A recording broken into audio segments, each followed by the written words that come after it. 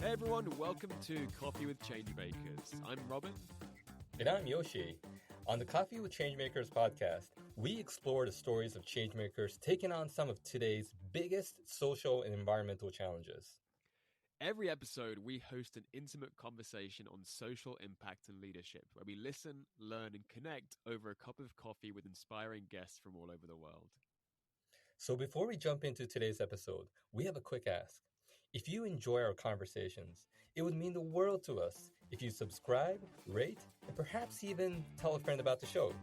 Your support helps us bring even more inspiring guests onto future episodes. So, here's today's coffee chat. Enjoy.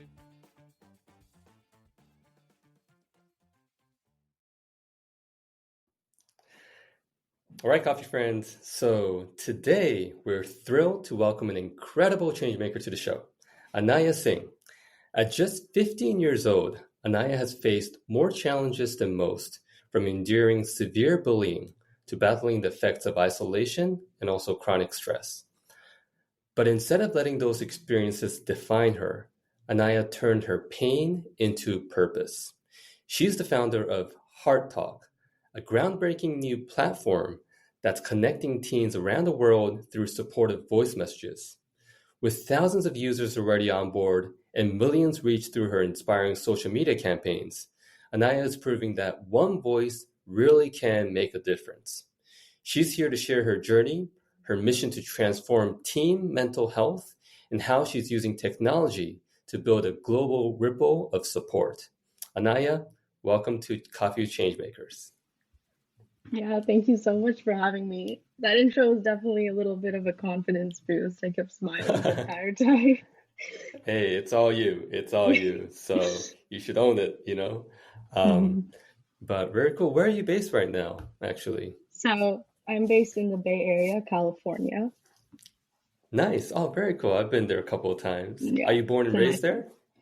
No, so a fun fact about me is I was from Florida and I moved 7 times. So Wow. now I'm finally here in the Bay Area and we're not planning to move anytime soon, thankfully. So yeah. Nice. Yeah, both Robin and I did a little bit of hopping around when we were kids, so Yeah. we can totally relate. But but don't worry. Like when you sort of grow up and you sort of realize that you've been so blessed with all these experiences, and you become more and more grateful for your parents for having you given such an incredible life experience. So Yeah, as a teenager, definitely. you're like, oh, what do I have to move again? But then don't worry. Like, yeah. Yeah. But okay, cool. So, we've been reading a lot about Heart Talk, and I'm really excited to have you on the show today. But could you maybe start off by telling us like how your journey started with Heart Talk? Yeah, so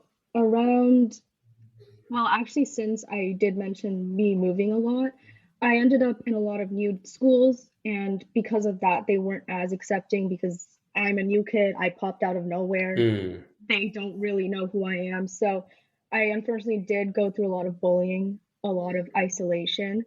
Then the pandemic hit, and I was completely alone. And mm, there were girls who were cyberbullying me because they had found my email and my contact information. And it just turned worse and worse from then. There's a lot of depressive episodes. My first panic attack, I think I had at 11. And at that age, I didn't even know what mental health was. I thought I mm, was just being lazy because if you had my life, well, I'm very privileged. What did I, mm, have to be sad about? So I went through that a lot.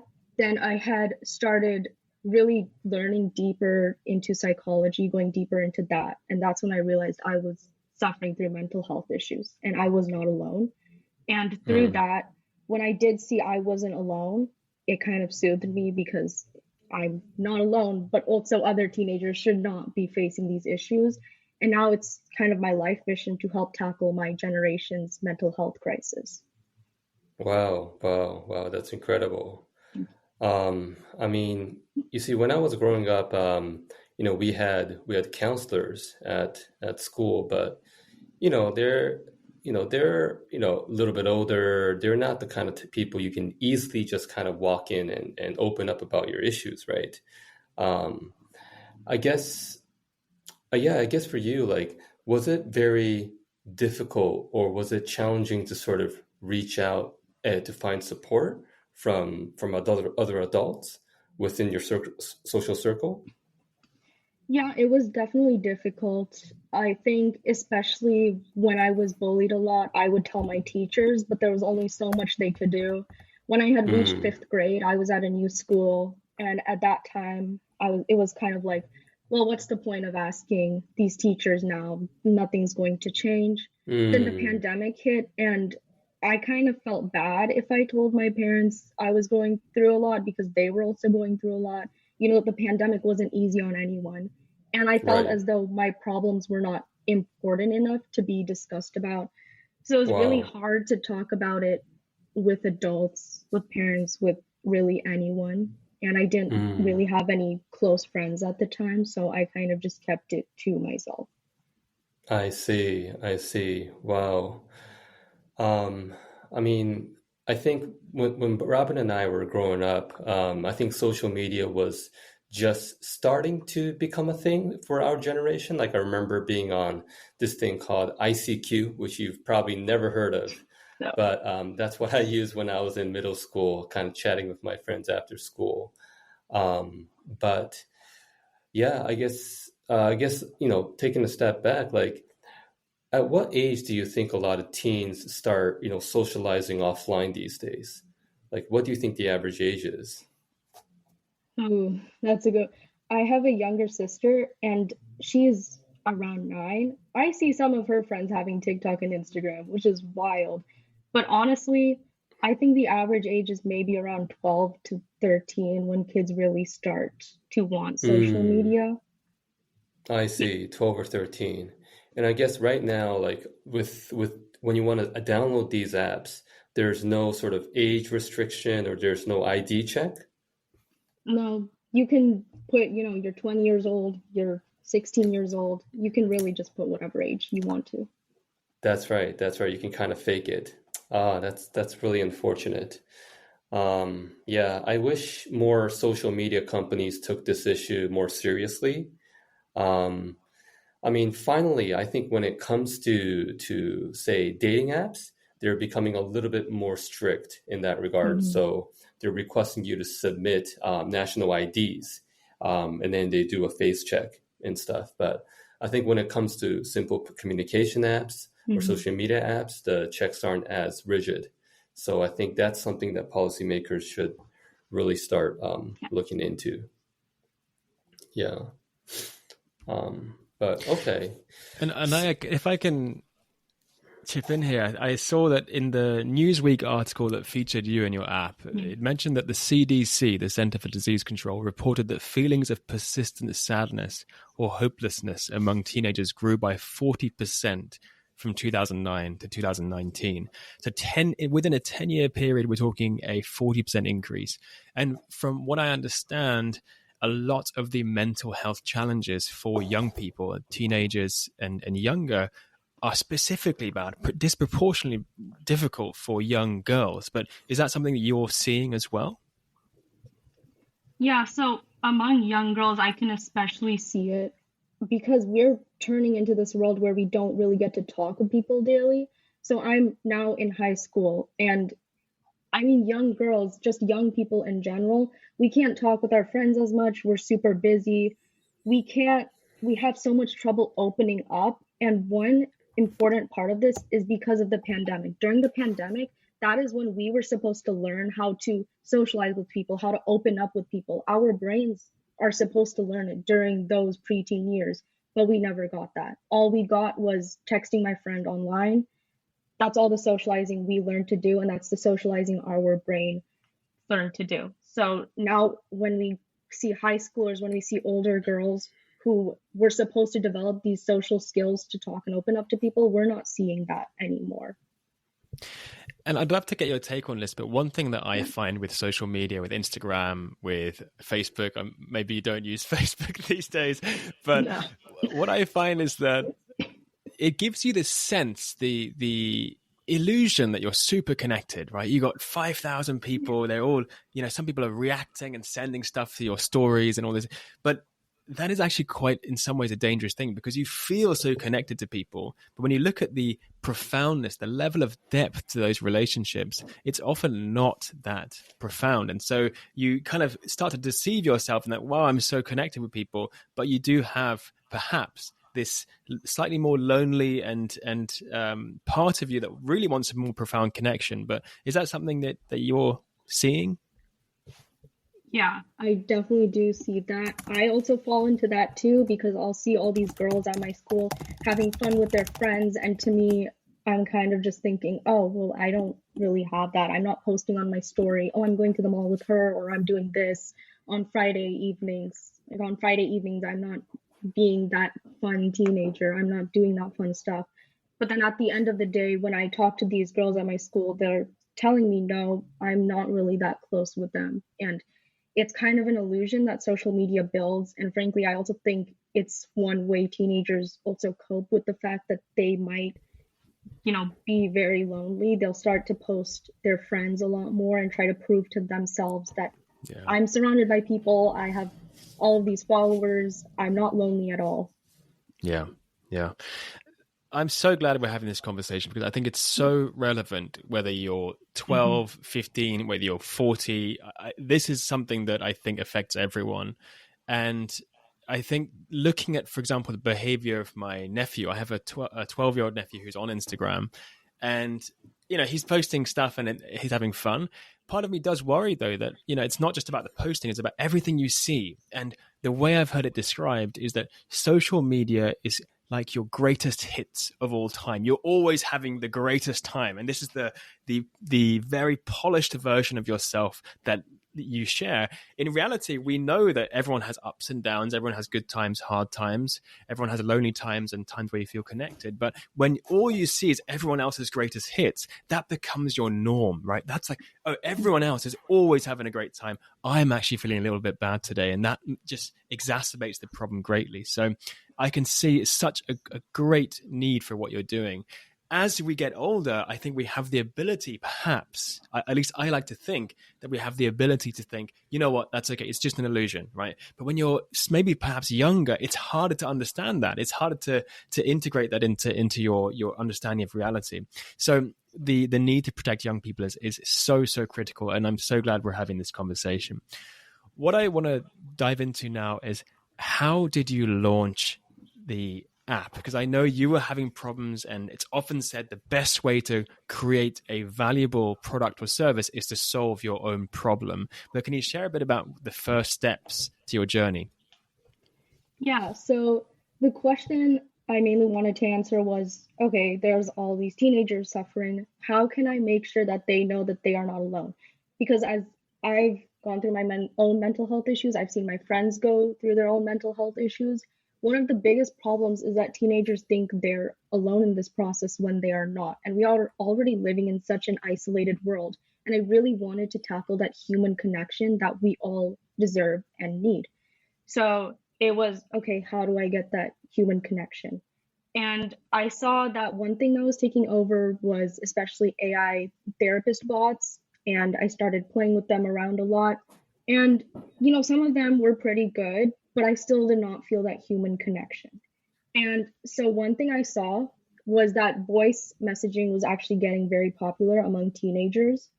And that's when it kind of hit me. Oh, maybe we can have voice messaging for teenagers, but it's more comforting voice messages. And then that is when HeartTalk kind of sparked for me. And I did a lot of social media on it, and I would ask people, do you want to try it out? Do you want to try it out? My MVP. I was just really obnoxious about that. And then I ended up getting over 100 signups in less than a week. Amazing. So you proved that there is a need. There's at least 100 people in 1 week want this service, want this kind of support. And then where did you take it from there? Yeah, so then I started growing my social media a lot, and I was initially struggling with social media very much for around 4 months. It was just shadow ban after shadow ban. And then I got this video to go viral that was around 33 million views. From there, I started growing a lot and I started really diving deep into it. And I would always direct people back to my platform. And at the time, I just had my MVP. So from there, I got around 5,000 users going to my page. And then I said, okay, how can I take this a step further? I wanted to make sure this was actually a good idea. So every week, I would send around 50 to 100 emails to people working at top companies like Headspace and Calm. And then I would also contact therapists. And I would go on, 20 to 30-minute meetings with them saying, give me just like brutal advice on this. And I would ask the therapist, is this what teenagers need? And I did get a lot of positive feedback from them. So I really started to grow from there. And then I soon started looking into newsletters and PR. I would also send 50 to 100 emails a week asking, do you want to feature me? I really think your younger audience can use that. And then Newsweek responded. And soon it hit off from there because I got even more users. Wow, that's incredible. And I like right now I'm actually in the office of a international or global venture capital firm because I'm part of the accelerator program. And they always say, talk to your customers early. And you're already doing that. So you've got this down, you're already talking to customers early. You're iterating your product, talking to these key stakeholders. So you're definitely doing something right and you're onto something. I guess, I sort of enrolled in a programming boot camp earlier this year, and that's how I was able to create my MVP. But I was wondering, like, did you have to learn how to code? Like, how did you create your MVP? Yeah, so I have been coding since 6th grade. So I did have coding background, but I also Wow. knew AI was taking over and I kind of had to tell myself, yeah, coding, but also AI can just do 90% of the stuff for you and you can focus on other stuff. So I originally built my MVP, I think on uh, Figma, something like that. Oh, Figma. And Yep. I asked ChatGPT, can you just code this out for me? And then it Wow. gave me the code. I kept editing it based on my own knowledge, based on what ChatGPT was telling me. And then I originally had all my code and I just sent it out because your MVP does not have to be perfect. And the goal was to make sure it was not perfect. I just Exactly. needed something to go out. Incredible. Incredible. And you mentioned one viral video that really helped to kick things off, but can you tell us a bit more about that and also about how you find the magic equation, the magic ingredients to make a viral video? Yeah, so the video I made, it said that I just shared a little fact that, friends, we share 1% of our DNA with each other. For me, I was thinking, oh, that's really cute. What if I just share that? I shared it and then it blew up because a bunch of people were saying, okay, well, you share 1% of your DNA with a banana. So people were taking it the wrong way, or other people were tagging their friends. But I think what really helped is I had a lot of shares because I knew people were sending it to their friends, or or in the comments, people were arguing about it. I don't know why, but I guess that's what they like to do. Or they were tagging their friends. So if a video is controversial, if you can send it to your friend, that's what really helps it to go viral. Thanks so much for sharing, Anaiah. And I think what you've done is you identify that a lot of algorithms like to polarize and create these kind of tensions and arguments in the comments is fantastic for reach. So it sounds like you've done a really good job, obviously with a good intention and a good mission as well. I'd love to hear about the impact that you've made so far. You've reached millions of people through your content. You had lots of people using your service. How have you impacted the lives of the people around you? Yeah, so I remember these specific moments. I was doing a lot of customer calls because I had this wait list and a bunch of people, put in their emails. I contacted them. I said, hey, could we have a quick 10 to 15-minute chat to talk about this platform? I remember this one girl, she had said, she had gone through a lot of trauma as a child and she felt really alone. And she had gone through so many different mental health apps, but none of them worked out.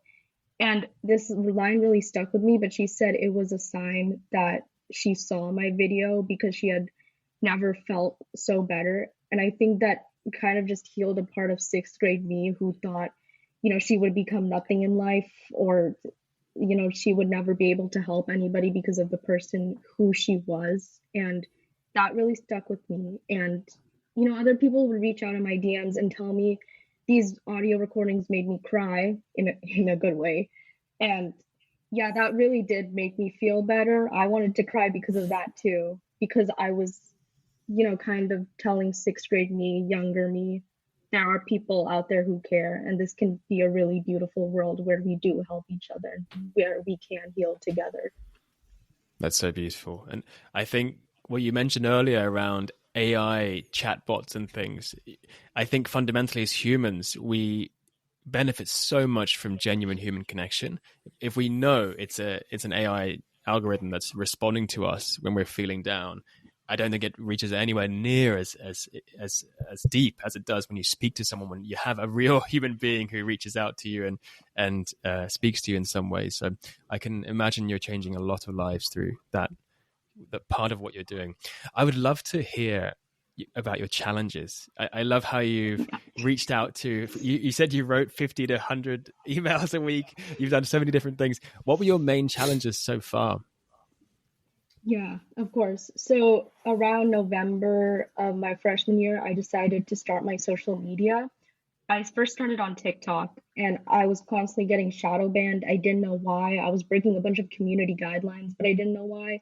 I would contact the TikTok support team and say, what's wrong with my videos? Is this too much? I was shadow banned 7 times, 8 times. Got to the point where people were telling me, oh yeah, your IP address might be banned. You might have to make your videos outside of your house. And it was really messy. And I was incredibly sad because there were a bunch of other kids my age who were doing so much more than me, and I couldn't even get my video to 500 people. So it was like that for 4 months. And then I started Instagram, and well, we know what happened from there. But that was one of my biggest challenges. Another challenge was the fact that I got so many no's. Every week is just 50 to 100 emails, and I had to wake up every single week knowing that I'm probably just going to get a bunch of rejections, or a bunch of people are just going to ignore my message. And I still had to keep typing those emails, and it was very passive, and I was getting absolutely nowhere. And all of that really just caused a lot of imposter syndrome within me, thinking maybe this just is not meant for me. Maybe I'm just not cut out to be an entrepreneur, and that I cannot make this into a big thing. So I think those were definitely my bigger challenges. And how do you keep going when you send out 100 emails and you get, let's say, 99 no's and you get that one yes? It takes a lot of perseverance to keep going, but how do you keep going? I think I have to keep reminding myself why I'm doing this in the first place. Yes, I'm doing it to impact billions of teenagers, but at the end of the day, this is for the younger me who thought she would make it nowhere in life. This is for the younger me who, had so much self-doubt. And this is me proving to her, no, you can do so much more, because I know what I'm capable of. I've seen what others my age can do, and there's nothing differentiating me from those other people. So if they can do it, why can't I? And it's just reminding that to myself over and over again. There were times where, yes, it was hard, but never once did I tell myself, just drop it, just quit it. If I did tell myself, I was just being dramatic and I knew it, but there was never a time where I genuinely meant it.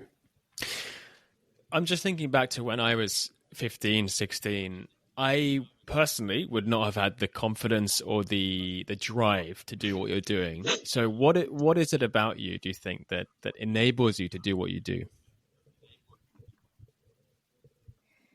Oh God, enables me to do what I do. I think there's also kind of this fear. I don't know how this started, when it started, but I always had this fear of, living that normal 9 to 5 life. My parents had always told me, no, it's not a bad life, but I always felt as though I could do something more. And that idea of just living an average life scared me so much, to the point where I had to push myself every day to get my work done, because I didn't want to live an average life. I wanted to live more of a life, because I had seen this is a little off track, but fourth grade, unfortunately, one of my classmates had died. And I saw just how quickly life could just stop right there. So that fear of just living a normal life, not knowing when it could end, I think that really drove me to work hard every day. Wow. Well, I'm sure that, that experience was extremely difficult for you. But I'm also sure that it helped you sort of, you know, um, really learn about the value of life from a very, very close perspective. And I think that's why, I really sense a lot of maturity in you. I'm not trying to be condescending here at all, but then really like your words, there's a lot of wisdom behind those words. And I think it's a combination of all the life experiences that you've already had. Um, so I kind of want to move on now to some insights and reflections. So, so how long has it been, years wise or months wise, since you started Heart Talk? Actually, it's been around a year now. I just realized that I started around Oh, this a time. year. So it's been a year since I started Heart Talk. Wow. So it's only been a year then. That's Yeah. incredible. Well, first of all, Thank you. congratulations for hitting the 1 year mark because as you Thank know, you. like most startups, fail before they even reach this 1 year mark. So you've passed your first big milestone. Um, as you kind of reflect on the past 12 months, um, I would like to sort of hear a little bit about your personal growth during this journey. What were some of the key growth areas or things that you learned along the way? Yeah, so I was struggling a lot with, self-worth. I was definitely much better than I was at it during sixth grade, but it still lingered a little bit. And from going through a lot of projection training, from putting myself out there, I did gain a lot of self-confidence, which I'm so grateful for. And, people from my school found out, they would say, this is a really dumb idea. But then I kind of had to realize that I was on my own in terms of going about this, and that there were people from these really top companies who were telling me, no, you got this. This is such a great idea.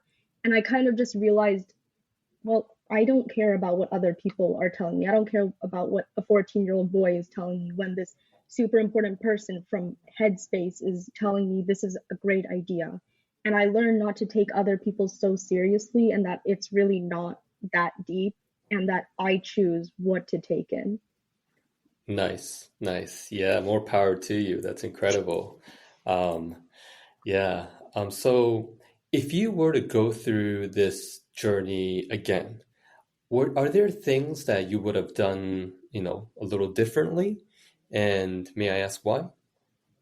Yeah, so one thing, this is more personal, but I think I would have been a lot kinder to myself. This is also going a lot, it's very popular on social media now, but like motivation gurus, those people are saying, wake up at this, or block out your emotions, just do this, blah blah blah. And I Mm, kind of internalized that a lot, and I mm, was very harsh on myself, which was mm, clearly a problem, because then that made me not want to work on it as much. So I would definitely say, mm, at the end of the day, you are your biggest supporter. You have yourself only, and you need to give yourself some grace. Another thing I would do is definitely spend a lot more time on your customers. I know it's mm. very, you people just want to jump right in, but my mom used to tell me sometimes you have to go slow in order to go fast. So I just remember that, and Wise. really focus on your customers. Mm, wise. Wow. Are there entrepreneurs around you? Like, I feel like you should be giving a lecture to all of us here. Is your father or is your mother like, do you come from a family of entrepreneurs? Like, where are you getting all this advice? Or are there any books that you're reading? Yeah, so my family is very hardworking, especially because they're immigrants. They came from India, and Mm, the fact that they were able to make it in specifically the Bay Area, California, says yep. they clearly, had to work very, Yeah. very hard. My mom Mm-hmm. opened her own clinic during the pandemic, which was Wow. a really bad time to open it, Mm, obviously, but unfortunately, yeah. from her, I had to see her, go through it every single day. She worked 3 jobs, she was going through it, and I learned a lot of perseverance, especially from her. My dad said to himself, he said to us, I deserve a better job. So he quit his job and he worked every single day to get an even better one. And from them, I saw, you know, yeah, life is going to suck sometimes when you're doing these big things, but you're going to get so much reward out of it. There was never a day where I saw my mom or dad not slacking off. They would work very hard. And from there, I would see it. I come from a very hardworking family. So I kind of learned very early on that you kind of have to go through a lot of this hell. But yeah. Wow. So you had amazing like role models just right in front of you, who really inspired you in this journey. Wow, that's really, really cool that you had that. So yeah, so at Coffee of Changemakers, we do have young listeners who also listen to this show, and I would like to ask you to provide some words of advice for aspiring changemakers. So you've been there, you've done that, you're doing it actually. Yeah. But for those who are listening, people in the audience who are listening who are thinking of maybe starting something new or taking a big risk in order to make an impact, what advice or tips do you have for them? You're never truly going to be ready. Don't tell yourself, oh, I'll do this when I'm blah, or when I'm this, or when I'm that. Especially if you're a teen founder, this is how I like to explain it to them. You were not ready for that math test, you still took it. You were not ready to start high school, you still did it. You were not ready to graduate middle school, you still did it. We're never truly ready, but we still have to do it. And the world did not end when you were not ready to do it. Like today for this podcast, I was so nervous. I was so sick yesterday. I was throwing up and I thought, oh my God, am I going to be able to do this podcast? And then I still did it and it turned out fine. And when this podcast ends, the world is not going to end. It's not going to explode. So don't tell yourself, I'll do this when I'm ready. Otherwise, you're just going to be waiting your whole life until you are ready. Exactly. And you're doing great. Yeah. I mean, this is going to become one of my favorite episodes. So wow. Thank you. Wow. That's crazy. So last question from my side before I guess I turn it back to Robin again is, so Anaiah, and you don't have to answer this if you don't want to, but if you had the chance to talk to Anaiah back when you were in 6th grade, when you were still struggling, what would you say to that person now? If you had to send a voice message to her through HeartTalk, what would you tell yourself? That's a really good question. Wait, I love that so much. I would tell her that this is going to last a long time and that I'm not going to spoil it for her and tell her what happens later. But what I am going to tell her is that if you are still trying and if you are still waking up every day and putting in 20% of effort when you only have 20% effort to give, you are still putting in 100%. And you're still going to make it out, and that just take it one day at a time, because I promise you, just when you think your world is about to end, that's when your life really begins to start, and that you are so much more than what people tell you that you are, and that you are going to prove it to them later on in life, one way or the other. But for now, if your life is just incomplete, it's completely horrible, let it be horrible, feel what you have to feel. But at the end of the day, you're still going to make it out, because nothing lasts forever. Wow. There's so much wisdom in that. And so much wisdom, so many wisdom bombs there. I want to pick up a few things you said. First of all, your last message there about this too shall pass. I think that is such a powerful thought. And I think it's so true to not only people in their teens, but also everyone, regardless of their age, regardless of how hard a time you're going through. Secondly, the thing you mentioned around listening to the right people. You mentioned that you asked, why would I listen to some 14-year-old boy who's telling me this is a bad idea if the head of Headspace is telling me this is a great idea, or whatever, these kinds of conversations. I think there's so much truth in that, because when you start something, suddenly everyone has an opinion. Everyone becomes an expert, right? They tell you, oh, you know what, you shouldn't do this, you should do that, you should do this. And unless you block out all of the voices and you listen to the ones that only you want to listen to, then you'll just get overwhelmed with opinions. So I love what you said about that. And the third thing about you being your own biggest fan, 100% I agree with. And I mean, on the flip side, you can also be your own biggest critic, right? And we are often our own biggest critic. When I screw up a presentation or I mess up at a meeting, and you often give yourself the hardest time afterwards. And what I realized earlier or many years ago is that if I don't remember this in 5 years, honestly, probably no one will remember this even tomorrow. So just move on from that. So I love what you said about being your own biggest support, your own biggest fan in some ways, and not your own biggest critic. I want to talk to you about what is coming up for you, Anaiah. You have so much happening in your life. This is obviously a very exciting time for you. But what is next for you on the horizon? So right now I'm building my app on the side. And while I'm doing that, I'm also doing a lot of pitching. So I'm going up to newsletters, people who write those newsletters saying, hey, do you want to feature me? This is my story. I'm also going a lot on just any single platform I can, Discord, Reddit. I know that sounds silly, but like just any and every platform, telling people about what I'm building.